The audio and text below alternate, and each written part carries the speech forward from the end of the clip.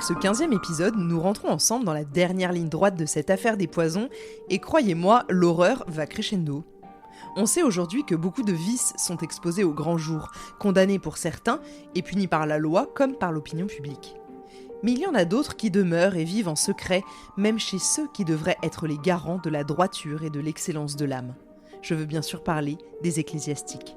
Ce sont ceux à qui on se confie, à qui on fait confiance, qu'on ne soupçonne pas. Pourtant, derrière la façade placide d'un homme d'église peut se cacher le visage du diable lui-même.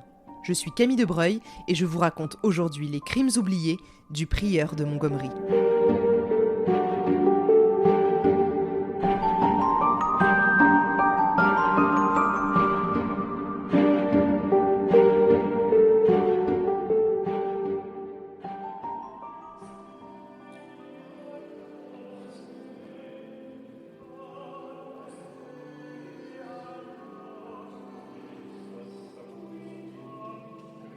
L'homme dont je vous parle aujourd'hui n'a pas agi seul, je vous le dis de suite.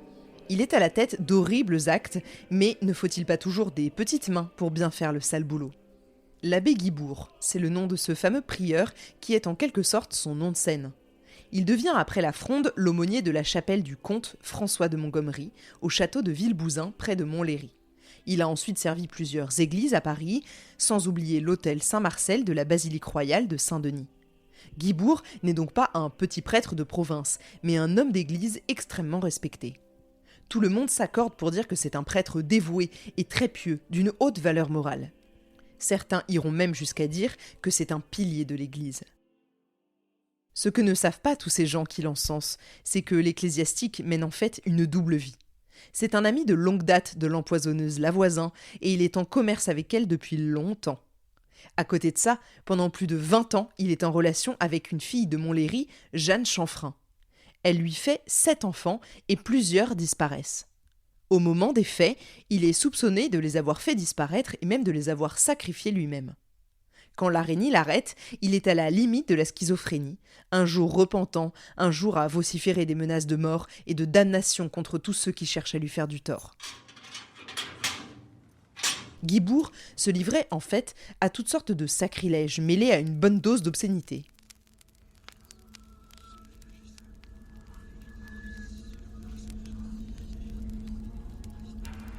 Dans toutes les histoires de sorcellerie que j'ai pu vous raconter dans cette saga jusqu'à présent, il y a souvent un prêtre, vous avez remarqué ? Eh bien, ce prêtre, c'est souvent lui. Il officie beaucoup auprès des sorcières. Il ne se lasse pas de détourner à des fins profanes les pouvoirs qui lui ont été donnés pour être un homme de Dieu. Durant les offices, il fait passer des poudres aphrodisiaques, des poisons, des cartes tirées, des dés, des livres magiques et même des cordes ayant été autour du cou des pendus. Il n'hésite pas à dire des messes, non pas pour ramener les pécheurs à Dieu, mais pour précipiter leur fin. Ce prêtre qu'on dit sadique et pervers récitait avec entrain des messes noires sur le corps dénudé de ses clientes pour le compte de Satan ou Astaroth. Il ne rechignait pas non plus à distiller lui-même toutes sortes de poisons. Poudre de crapaud, cantharides, poudre de sang de chauve-souris, arsenic, vert de gris, la totale. Mais à la limite, ça, l'araignée n'en est même plus surpris, après cette décennie, à traquer, interroger, entendre tous ceux qui sont impliqués dans le commerce de poisons. Ce qui l'intéresse en revanche beaucoup plus, c'est quand le prieur se met à parler de la Montespan.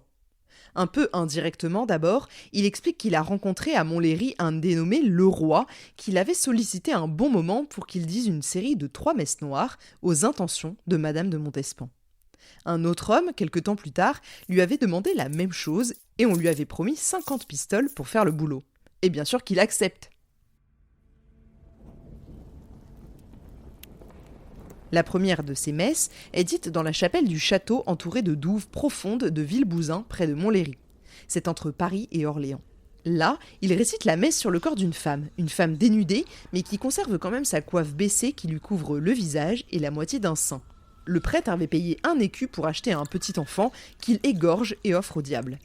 Ensuite, il récupère le cœur et les entrailles et les donne au fameux Leroy, qui lui affirme qu'ils serviront à créer des poudres pour le compte de Madame de Montespan.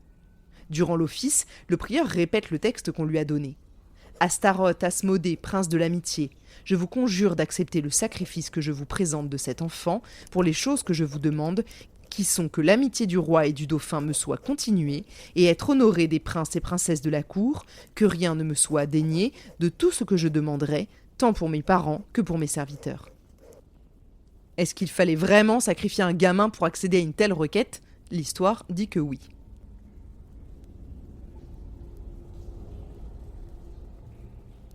La seconde messe est célébrée dans une masure près de Saint-Denis sur le corps de la même femme et selon le même rituel. Une sorcière, amie de la voisin, est présente, la de la porte.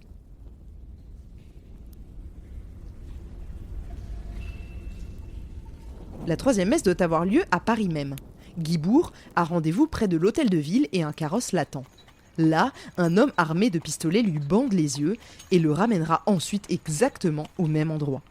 Dans une de ses déclarations, l'abbé affirme qu'il s'agissait de la maison de la voisin, mais le résultat dans tous les cas reste le même, on sacrifie un troisième enfant.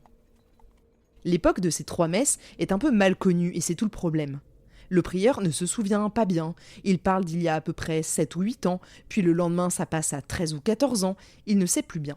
Il raconte quand même que vers 1675, dans ces eaux-là, il a récité une autre messe chez la voisin, et sur la même personne, une femme qu'il ne connaissait pas, dont il n'avait pas vu le visage, mais qu'on lui avait toujours dit être la Montespan.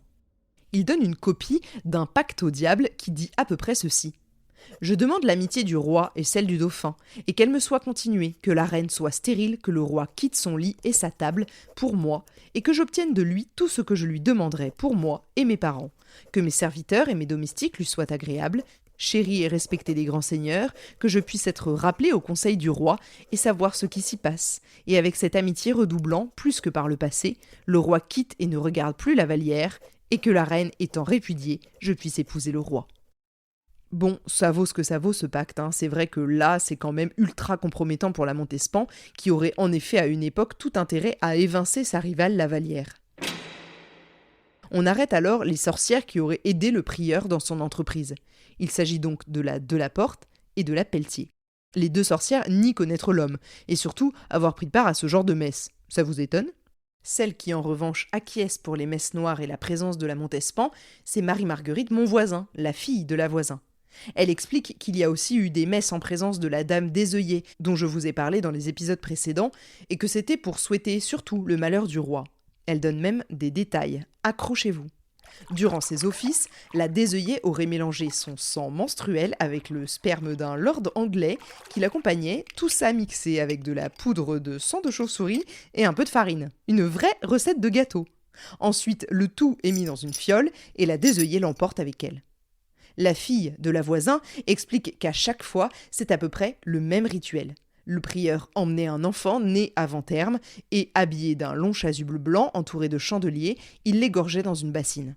Puis, il versait son sang dans un calice et le consacrait avec l'hostie avant de réserver de côté les entrailles du bébé. Le lendemain, la voisin prenait ses entrailles et distillait le sang, mettait le tout dans une fiole et la Montespan l'emportait avec elle. Enfin, Marie-Marguerite se rappelle des restes des enfants que sa mère brûlait ensuite dans le petit four crématoire de son officine. Ces aveux sont ignobles et directement envoyés au roi. Cette fois, le scandale vient carrément lécher la Montespan et l'araignée ne peut s'empêcher de se sentir tiraillée entre le scandale, justement, qui ne doit pas éclater sous peine de représailles royales, et sa quête de vérité absolue.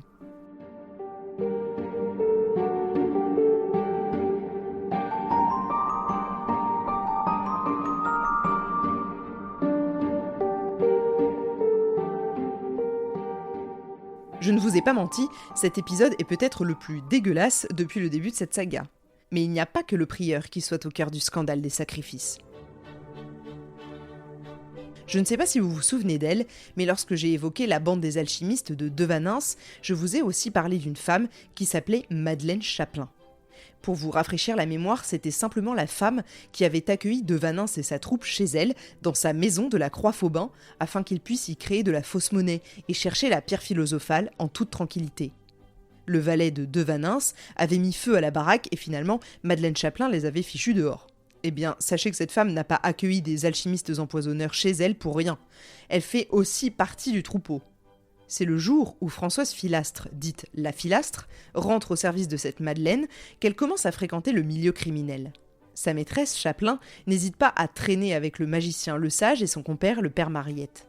Dès 1668, elle fait enfermer sa mère à la Pitié-Salpêtrière et son frère, qui proteste, disparaît sans jamais laisser de traces. Bref, apparemment, c'est d'une femme qu'il ne vaut mieux pas contrarier. Madeleine Chapelain se passionne pour les sciences occultes et n'hésite pas à faire dire des messes noires et à lancer des sortilèges contre tous ceux qui ne lui reviennent pas. Et la Philastre est donc à bonne école. Très vite, l'élève dépasse la maîtresse et les deux femmes entretiennent d'ailleurs une relation amoureuse et surtout sexuelle pendant des années. La Philastre commence à faire du zèle pour faire mourir ses ennemis. Elle fait baptiser par 2 abbés une effigie de celui ou celle qui devait mourir, puis la transpercer avec une longue aiguille. Ensuite, au cours des cérémonies maléfiques, elle se servait de graisse de pendu, fournie directement par le bourreau de Paris, André Guillaume, l'amant de la voisin. C'est le début d'un très bon film d'horreur, ça, non ? Comme elle couche aussi à droite à gauche, la Philastre est tout le temps enceinte. Mais elle se fait avorter à chaque fois. La seule fois où elle mène une grossesse à terme, elle vend l'enfant à la naissance à ses 2 abbés complices pour qu'ils le sacrifient au diable. La maternité, c'était pas trop pour elle. Rapidement, sa maîtresse Chapelain et elle se font une bonne clientèle. Ce sont un peu des concurrentes de la voisin, car beaucoup de gens de la haute viennent les trouver pour ses dessins bien noirs. Mais elles ne sont pas aussi bien approvisionnées que la célèbre empoisonneuse de la Villeneuve-sur-Gravois. Lors d'un voyage en Auvergne avec son amant, la Boissière, pour se réapprovisionner en poisons divers, poudres, herbes et décoctions, la Philastre est arrêtée. Sur elle, on retrouve toutes sortes de fioles, de poudres, mais aussi de lettres de sa maîtresse, Madeleine Chapelain. Dans le lot, il y a une correspondance qui attire l'œil des autorités, c'est celle où Chapelain lui demande si finalement elle a réussi à obtenir une place auprès de Mademoiselle de Fontanges, la nouvelle maîtresse du roi Louis XIV. En effet, c'était tout le projet de la Philastre. Pour se faire admettre au service de Mademoiselle de Fontanges, elle a changé de nom et pris celui de sa grand-mère, car elle explique ne pas vouloir qu'on ait vent de ses activités antérieures. Tu m'étonnes, ça ferait bof sur le CV. Ayant su qu'une fille de son âge voulait aussi se faire embaucher comme aide-cuisinière, elle écrit noir sur blanc avoir essayé de la faire assassiner.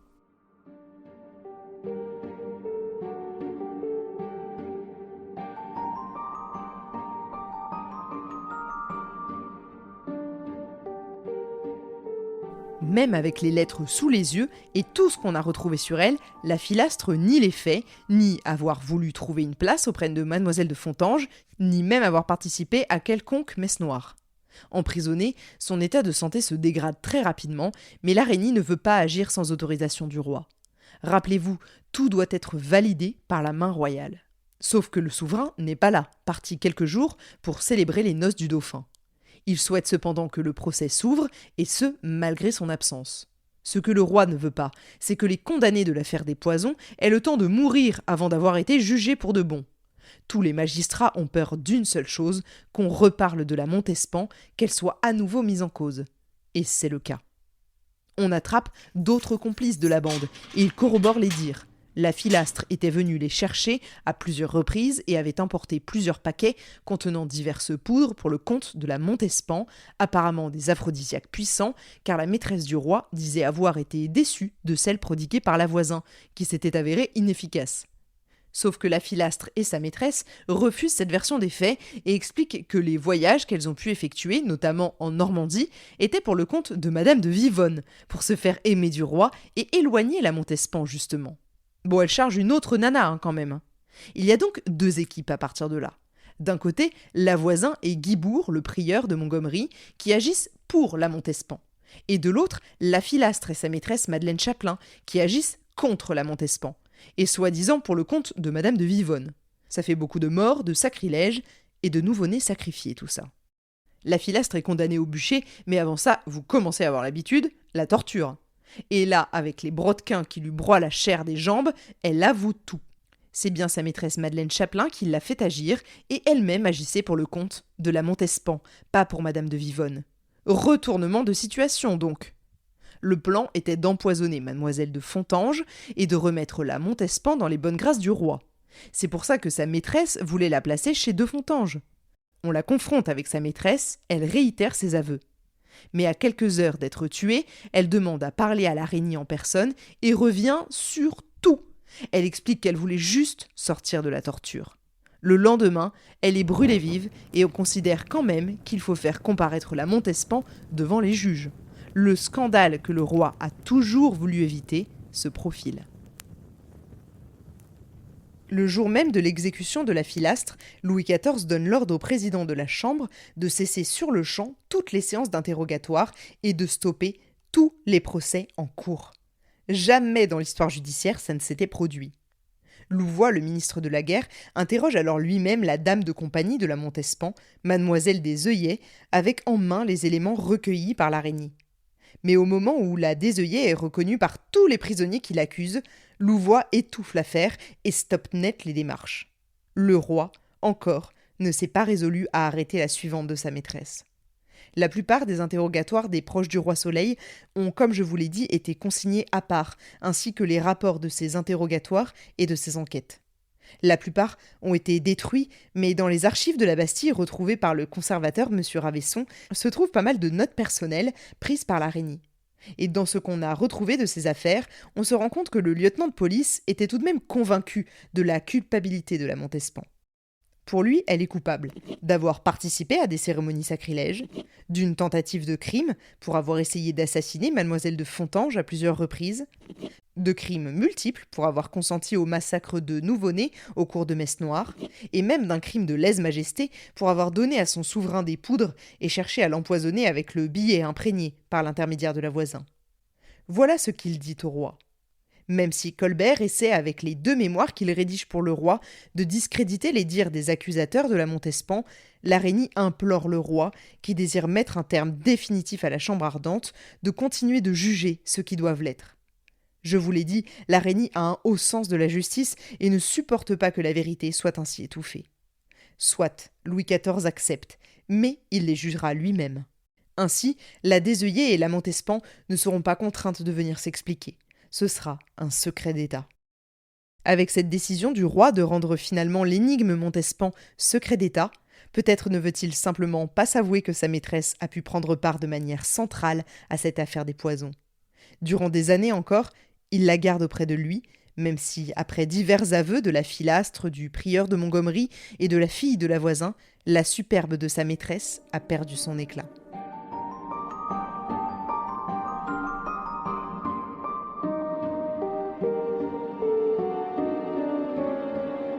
Madame de Montespan tombera peu à peu dans l'oubli à la cour, reléguée dans d'autres appartements, tandis que Madame de Maintenon prendra la place qui lui revient alors, celle de la maîtresse officielle du roi. Cette énigme autour de l'implication de Madame de Montespan demeure encore aujourd'hui, et les historiens contemporains ont bien du mal à mettre un terme à la querelle qui oppose les protecteurs aux détracteurs de cette femme qui, quoi qu'il arrive, tirait pas mal de ficelles. Des contradictions dans les 2 camps, il y en a des tas. Et c'est avec celle-ci que je clôturerai avec vous cette saga de l'été. Je suis très curieuse d'avoir votre avis sur le sujet de la Montespan. La croyez-vous coupable ? Capable de trahir à ce point ses principes, son rang et sa place pour garder les faveurs de son roi ? Je vous laisse me dire tout ça sur Spotify si vous pouvez laisser un commentaire sous l'épisode, ou bien sur YouTube ou Instagram. Je vous dis à dans quelques jours pour le tout dernier épisode de cette saga de l'été de Crimes oubliés consacré à l'affaire des poisons.